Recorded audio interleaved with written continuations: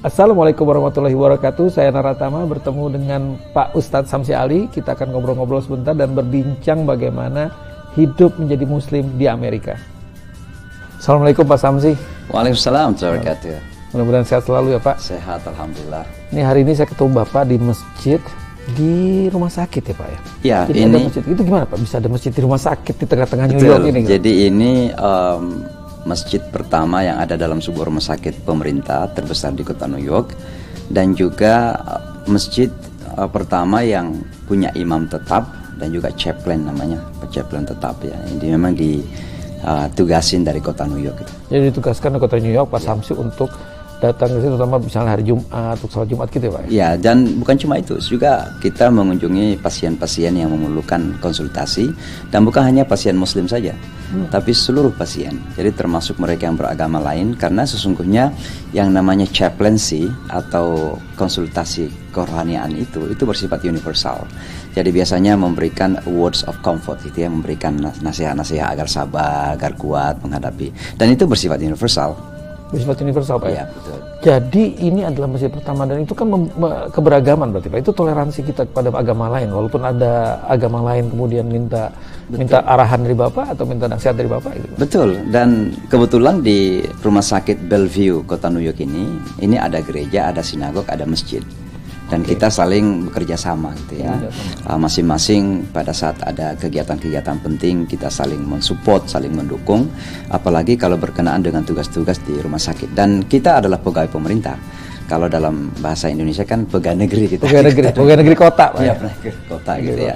Dan sangat luar biasa karena bagi kami khususnya masyarakat muslim ya, yang dalam keadaan masih banyak disalahpahami, kemudian kita diakomodir seperti ini sebuah kebanggaan, tapi sekaligus sesuatu yang kita apresiasi kepada pemerintah kota New York itu. Gitu Pak. Itu menunjukkan apa Pak? Menunjukkan bahwa karena New York ini kan adalah kota yang sangat besar Pak ya. Yeah. Dan masyarakat muslim juga cukup besar. Di sini ada lebih dari 100 masjid ada di kota New York. Tapi bagaimana Pak menghadapi rasa perbedaan dengan agama-agama lain di kota ini Pak? Iya, ini adalah salah satu hal, kalau saya mengistilahkan a blessing ya, sebuah keberkahan bagi kita masyarakat muslim, bahwa di satu sisi memang kita minoritas, tapi pada saat yang sama kita mendapatkan dukungan penuh. Dengan wali kota yang baru ini, Eric Adams, misalnya kita sekarang ini diberikan dukungan konsumsi.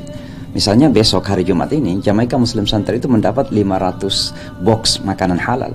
Oh, langsung dari pemerintah kota. Jadi mereka membuat catering, dikirimkan kepada Jamaica Muslim Center untuk dibagikan kepada masyarakat muslim yang membutuhkan.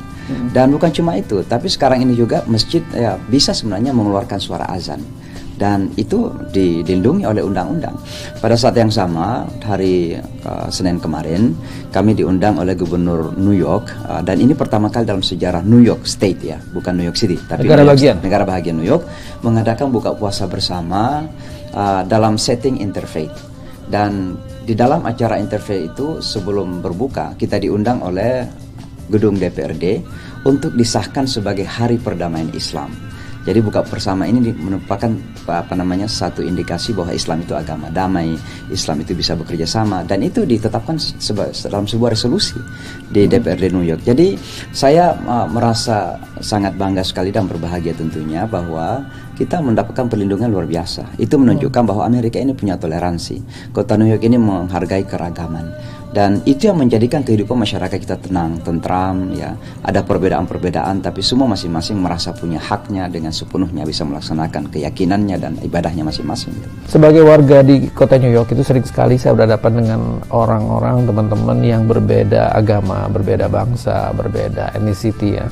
Dan kemudian mereka sering bertanya sama saya, Pak, kenapa Ramadan? Kenapa ada puasa Ramadan? Kenapa puasa dari pagi sampai malam gitu? Sampai dokter saya juga bingung gitu. Itu how do you do that gitu ya. Nah ini bagaimana Pak, sebagai masyarakat muslim kita bisa mengenalkan Islam kepada publik, terutama di kota New York ini? Ya, saya kira pertama di kota New York ini kan bukan hanya di kota New York, tapi di kota-kota besar Amerika, Islam itu sudah semakin dikenal ya. Dan masyarakat Amerika saya kira sudah semakin terbuka kepada informasi-informasi yang ada. Tapi masih saja ada yang belum paham. Nah, inilah mereka yang kita berusaha untuk memberikan pemahaman. Caranya tentu dengan kegiatan-kegiatan sosial. Salah satu di antaranya yang kami lakukan di komunitas adalah mengundang tetangga-tetangga kita, biasanya dalam setting buka puasa bersama. Kita tidak mengatakan mengundang buka puasa, tapi diundang untuk setting dinner gitu ya.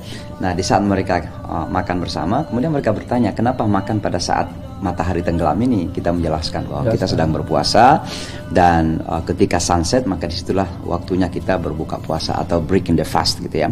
Nah, dalam banyak hal saya kira masyarakat Amerika ini kan sangat terbuka dengan informasi. Maka kita memang bersaing dengan misinformasi yang ada. Makanya kami sangat proaktif sekali di dalam melakukan outreach. Apakah itu kepada institusi agama lain, apakah itu kepada institusi pemerintahan. Bahkan sekarang ini ada beberapa sekolah ya mengundang kita untuk memberikan penjelasan tentang puasa Ramadan. Kenapa? Karena ada anak-anak yang masih berumur kurang 10 tahun justru tidak makan di sekolah, dan itu menjadikan guru-guru mereka bingung nih. Kok anak ini nggak makan itu? Tapi tetap ceria, tetap kuat gitu ya. Nah, akhirnya mereka perlu penjelasan dari kita. Kenapa bisa demikian? Ya, jangan sampai ada kesalahpahaman seolah-olah kita menjadikan anak-anak malnutrisi ya, kekurangan gizi gitu ya. Nah, tapi ternyata itu adalah sesuatu yang luar biasa dan banyak diapresiasi. Di beberapa universitas bahkan ada mahasiswa-mahasiswa yang ikut berpuasa. Ikut merasakan berpuasa, mencoba puasa. NYPD misalnya, ini nanti malam kita akan berbuka puasa di NYPD. Itu ada beberapa polisi non-muslim ikut berpuasa. Untuk sebagai rasa masakan. Ya, untuk merasakan dia. Sebelum masuk Ramadan kan kita ada konferensi tentang Ramadannya di NYPD. Dan kita menyampaikan apa manfaat daripada berpuasa itu. Dan ternyata ini beberapa tahun yang lalu ya, ada 3 orang di antara mereka sengaja kemudian memberikan wawancara di sebuah media mengatakan bahwa setelah saya berpuasa di bulan Ramadan itu saya merasa ringan gitu. Ada lebih sehat dan serasa ada beban yang terjatuh gitu ya. Jadi dan itu dilanjutkan beberapa NYPD non muslim ikut berpuasa, dan di saat kita melakukan buka puasa mereka juga hadir, dan ini semakin dikenal oleh masyarakat. Jadi ini bagian dari tanggung jawab kami untuk mengenalkan Islam secara umum dan Ramadan secara khusus kepada tetangga-tetangga kita, dan saya kira Islam semakin dikenal kok di Amerika ini. Islam semakin dikenal di Amerika, kemudian juga banyak orang mengenal Islam dari pergaulan, dari pertemanan, maupun dari komunitas ya Pak.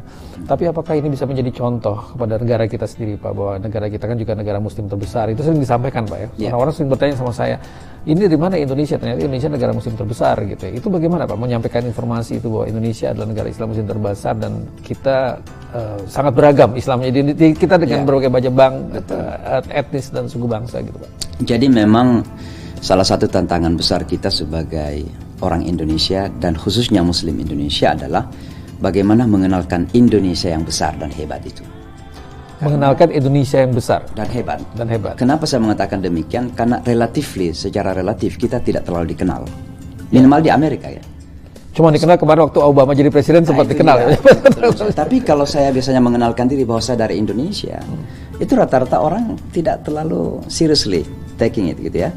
Tapi beda kalau orang mengatakan saya dari Singapura, saya dari Malaysia gitu. Pakistan. Ya, ada Pakistan misalnya. Nah, inilah kemudian menjadi tantangan saya pribadi, sehingga dari tahun 2001 saya itu berusaha berada di garda terdepan ya, untuk menampilkan Islam. Secara tidak langsung juga mengatakan Indonesia is the largest Muslim country.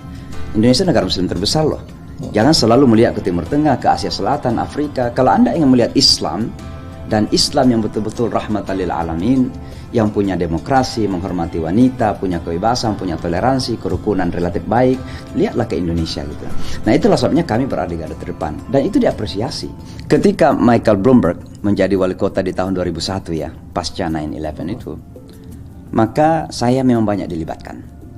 Saya diundang dalam banyak sekali perhelatan-perhelatan besar, termasuk mendampingi Presiden Bush ketika Ground Zero, membaca doa di Yankee Stadium.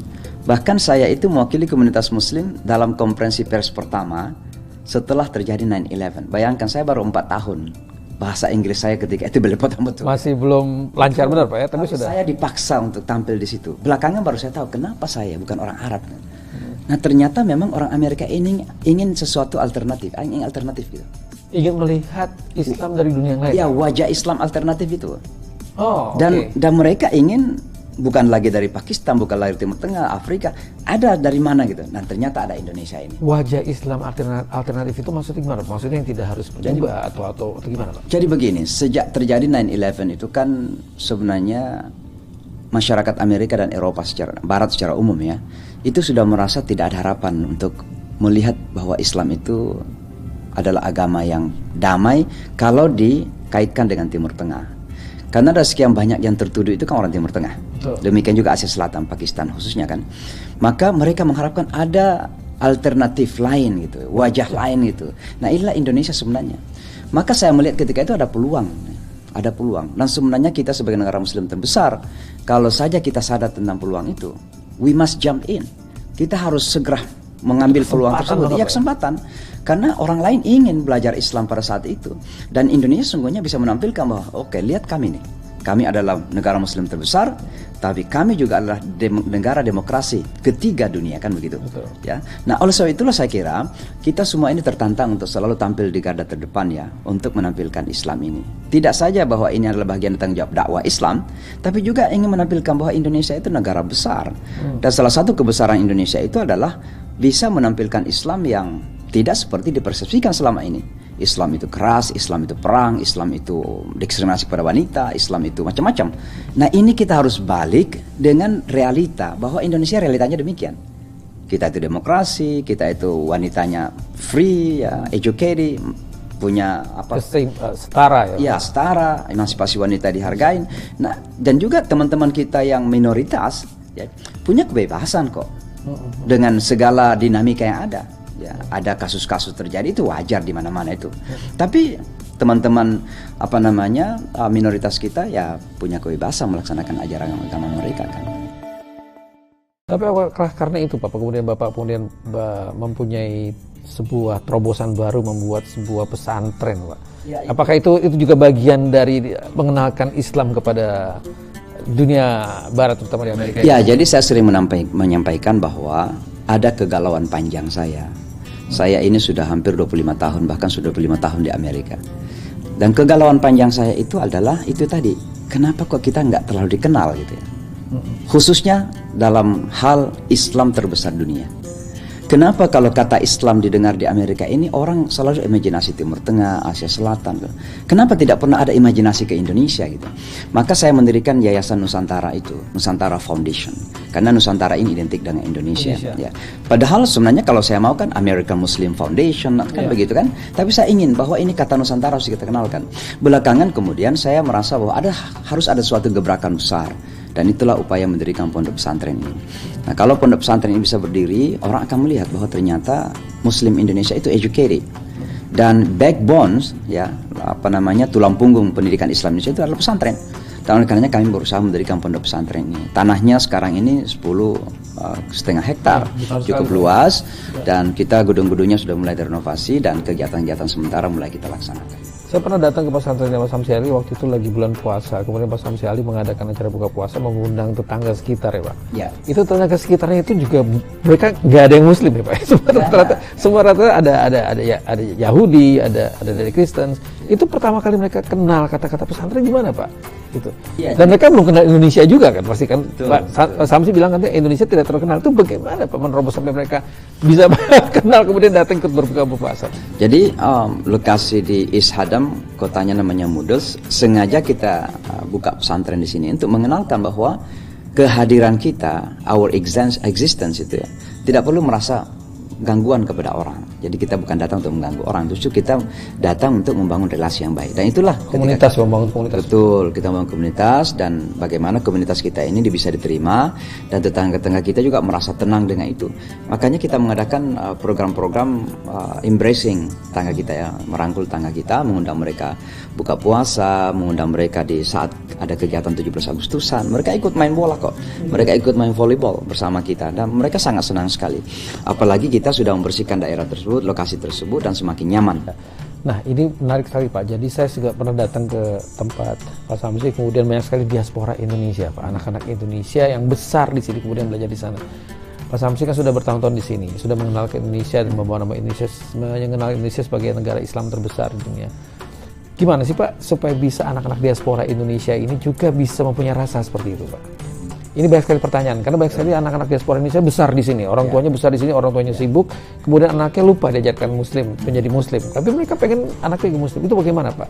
Supaya bukan hanya di Indonesia, Pak, di seluruh dunia nih, karena yang nonton kan di seluruh dunia nih, Pak. Ya, jadi betul. Jadi salah satu kekurangan kita sebagai masyarakat Indonesia dan Muslim Indonesia khususnya adalah Di luar negeri, Pak? Di luar negeri adalah kita terkadang kurang peduli menjaga budaya dan juga agama anak-anak kita, dan itu yang kemudian menjadikan belakangan ada orang tua yang kemudian menyesal anak-anaknya kemudian berperilaku seperti orang lain yang perilaku barat lah, perilaku barat itu tidak umum juga, tidak baik ya, ada yang baik ya. Jadi saya mengatakan perilaku yang kurang sesuai dengan etika kita sebagai orang Indonesia. Misalnya kurang hormat kepada orang tua, ya kurang hormat kepada mereka yang ditokohkan misalnya. Nah ini saya kira karena pedulian kita yang kurang. Dan oleh karenanya satu hal yang menjadi perhatian kita adalah bagaimana tetap menjaga adab-adab tersebut, termasuk etika agama dan etika kebangsaan kita. Kita itu kan gotong royong, bekerja sama ya. Anak-anak di sini kan individualistik sifatnya. Dan oleh karenanya pesantren ini salah satunya adalah mencoba mengembalikan etika tersebut. Nilai-nilai tersebut ya. Jadi bukan sekedar agama saja mengajarkan sholat, mengajarkan ini, tapi juga bagaimana mereka bisa membangun karakter keindonesiaan itu. Maka pesantren musim panas misalnya selama 2 bulan itu betul-betul kita arahkan untuk mereka bisa membangun karakter seperti itu. Nah ini bagian dari kepedulian kita di luar negeri dan di mana saja. Saya melihat ini rata-rata terjadi di mana-mana. Di Australia, di New Zealand, saya pernah ke sana, kemudian ke Eropa di 9 negara dan termasuk di Amerika ini dan Kanada. Ada memang tantangan tersendiri bagi orang tua Indonesia. Dan ini kan kita sudah masuk ke hari akhir di bulan Ramadan, Pak. Dan sekarang sudah masuk ke Lebaran, sebentar lagi Lebaran. Itu ada yang ingin disampaikan nggak, Pak? Sebagai kita, untuk bukan hanya kepada pemirsa Indonesia, tapi juga kepada seluruh diaspora Indonesia seluruh dunia. Karena kondisi Lebaran kali ini agak berbeda dengan kondisi pandemi, kita ada keterbatasan gitu. Tapi kita tetap harus membawa nama Islam Indonesia di luar negeri dan juga seluruh dunia, Pak. Ya, saya kira kita tetap berpegang teguh kepada nilai-nilai kita ya. Jadi saya kira kita tetap berpegang teguh kepada nilai-nilai yang ada ya sebagai orang Indonesia di saat merayakan Idul Fitri. Kita itu kan punya kehangatan. Ada namanya halal bihalal, saling mengunjungi, keramahan ya ada di situ. Jadi bukan sekedar melakukan ritual sholat Idul Fitri, tapi bagaimana tetap silaturahmi itu kita lakukan. Tentu dengan kesadaran bahwa kita sekarang berada dalam situasi yang berbeda. Karena ini pandemi dan ini pandemi betul-betul belum dihilangkan. Maka protokol yang harus kita jalankan tetap kita jalankan dengan segala semangat yang ada bahwa kita tetap merasa bahwa ini adalah hari raya kita perlu bergembira, kita perlu membangun semangat ya. Maka saya kira terus saja melakukan kegiatan-kegiatan sambil berhati-hati menjaga protokol yang ada. Tapi pada saat yang sama saya kira memang penting untuk kita selalu saling mengingatkan ya bahwa Idul Fitri yang kita rayakan ini betul-betul adalah sebuah perayaan untuk kembali kepada fitrah kita. Dan fitrah kita itu salah satu diantaranya adalah selain secara vertikal bahwa hubungan kita harus kita bangun secara harmoni dengan Allah Subhanahu Wa Taala, dengan Tuhan. Pada saat yang sama juga kita membangun kembali hubungan dan relasi kita kepada sesama manusia. Dengan sesama umat Islam itu kan namanya silaturahmi ya. Nah kepada sesama manusia itu kan ada kekeluargaan universal. Wahai manusia, sesungguhnya kami menciptakan kalian dari satu ibu dan bapak. Nah ini kan kata satu ibu dan bapak ini artinya bahwa kita itu harus selalu membangun a sense of universal family. Ada keluarga universal di antara kita. Bahkan ras apapun, etnis apapun, bahkan agama apapun yang kita yakini, itu tidak boleh memecah belah kekeluargaan kita. Dan ini salah satu makna daripada Ramadan. Kenapa demikian? Karena di bulan Ramadan ini kita kedepankan ruhiyah kita. Kita kedepankan spiritualitas kita. Makanya kita kesampingkan makan, minum itu sebagai simbolisasi mengesampingkan fisik kita sementara. Terus karena kita ini kan menilai diri kita dengan fisik. Saya putih, dia hitam, maka saya lebih hebat. Padahal tidak demikian dalam Islam. Dalam Islam itu bukan karena fisik kita, bukan karena warna kulit kita, tapi karena ketakwaan kita. Dan kata takwa itu ada pada hati kita, ada pada spiritualitas kita. Maka bulan Ramadan mengajarkan kepada kita pentingnya untuk membangun semangat kebersamaan, semangat kesetaraan, dan tentunya semangat silaturahmi di antara kita. Wah, terima kasih Pak. Tapi ada satu pertanyaan yang terakhir Pak. Ini kan kita dalam kondisi pandemi ini sering disebut dengan kondisi abnormal ya. Berarti kita harus selalu adjust. Kita harus mencoba menghidup dengan suasana pandemi. dalam Islam itu gimana sih Pak? Sekarang ini karena kondisi pandemi ini ada orang berarti wah kita harus pasrah, kita harus berdoa. Atau apa yang harus dilakukan sebagai Muslim Pak? Terutama di Indonesia ya, yang kita juga sempat melihat bahwa sempat Omicron sempat naik gitu Pak. Itu apa yang harus kita lakukan? Terutama dalam suasana Lebaran ini Pak. Ya, saya kira pertama ajaran Islam itu kan sangat praktis sifatnya, sangat rasional dan sangat balance ya, sangat imbang. Maka segala sesuatu itu harus dipertimbangkan manfaat dan mudaratnya. Nah, dalam hal misalnya ketika kita menghadapi musibah seperti ini, di satu sisi memang kita yakin bahwa Allah itu menentukan segala-galanya kan. Tapi pada sisi yang lain juga kita harus meyakini bahwa Allah memerintahkan kepada kita untuk mengambil segala ikhtiar, segala upaya untuk kita tidak menghadapi tantangan tersebut atau tidak terkena musibah tersebut. Ada satu cerita ketika seorang sahabat datang kepada Rasulullah, kemudian turun dari ontanya dilepaskan begitu saja. Ditanya, kenapa kamu lepaskan ontanya? Dia katakan, saya tawakal kepada Allah. Kata Rasulullah, ikat dulu baru tawakal. Nah, demikianlah kita dalam menghadapi musibah seperti ini. Maka segala precaution, segala kehati-hatian itu perlu kita lakukan. Ya. Jangan karena kita bertawakal tidak perlu kita pakai masker misalnya, kita tidak perlu pakai distance kalau memang harus ya kita pakai. Tidak mau divaksin misalnya. Tidak mau divaksin segala macam, tidak begitu demikian. Justru kalau kita harus divaksin dan vaksin itu adalah bagian dari proses, itu bagian dari proses tawakal kita. Tawakal kita. Ya. Jadi bukan pasrah, tawakal itu bukan pasrah. Tawakal itu artinya melakukan segala ikhtiar yang memungkinkan dan diserahkan sepenuhnya hasilnya kepada Allah Subhanahu wa taala. Yang menentukan pada akhirnya Allah Subhanahu wa taala. Jadi ini memberikan ketenangan kepada kita. Tenangnya bagaimana? Kalau ternyata kurang baik hasilnya, kita sudah melakukan segala ikhtiar. Ya, udah yang terbaik kita lakukan. Terbaik. Dan kalau ternyata hasilnya baik, kita bersyukur kepada Allah. Kita nggak perlu angkuh bahwa karena saya kan begitu. Nah ini sangat hebat dalam ajaran agama Islam. Jadi Islam itu sangat rasional, sangat imbang sekali dan tentu praktis di dalam memberikan ajaran kepada kita semuanya. Gitu. Wah terima kasih nih Pak. Ini bekal informasi dan juga inspirasi dari Bapak ini, juga penyampaian dakwah dari Bapak ini sangat berguna bagi kita semua. Jadi kita sekarang harus tetap bertawakal. Yang terakhir Pak, mungkin Pak Samsi ingin disampaikan kepada masyarakat Indonesia mengucapkan selamat Idul Fitri Pak. Ya tentunya bersama saya Imam Syamsi Ali dari kota New York. Saya imam dan direktur Jamaica Muslim Center, juga Presiden Nusantara Foundation dan pendiri Pondok Pesantren Nur Inka Nusantara Madani, menyampaikan selamat hari raya minal aidin wal faizin, taqabbalallahu minna minkum. Mudah-mudahan amal ibadah kita diterima oleh Allah Subhanahu wa taala.